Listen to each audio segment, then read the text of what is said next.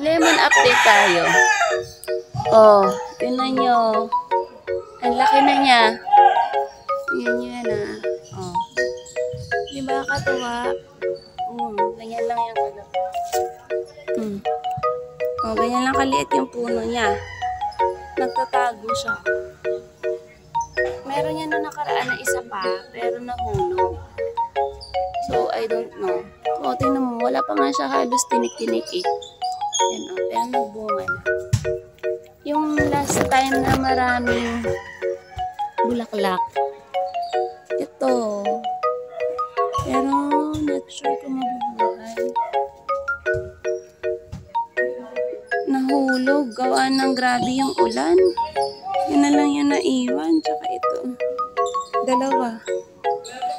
Kaso hindi ako sure nito kasi yung dito nga sa kabila, medyo malaki na yun, nahulog pa din. So, hindi ko pa siya nasasabi na successful yan. Wala na, yun nahulog yung mga bulaklak.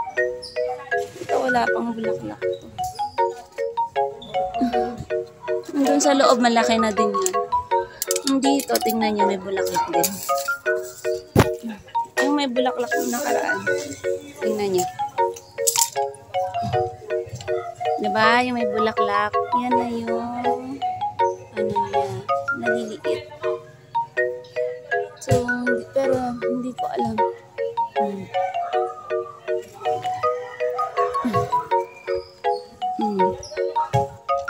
Hindi ko alam kung mabubuo. Ito may mga bulaklak na nakaraan. Yan.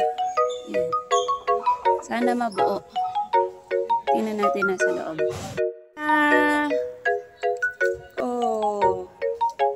Tinalian ko na siya kasi hindi na niya kayang buhatin. Tinali ko siya dito sa mangga. Ayan, sa dwarf na mangga. Ayan siya.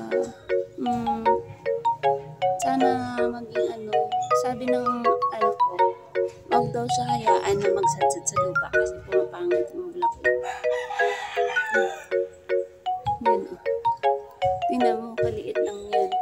Tsaka yung lupa, hindi siya totally puro lupa. Yung mga bato-bato. Nakakatawa, diba? Oh. Meron din ito yung namulaklak.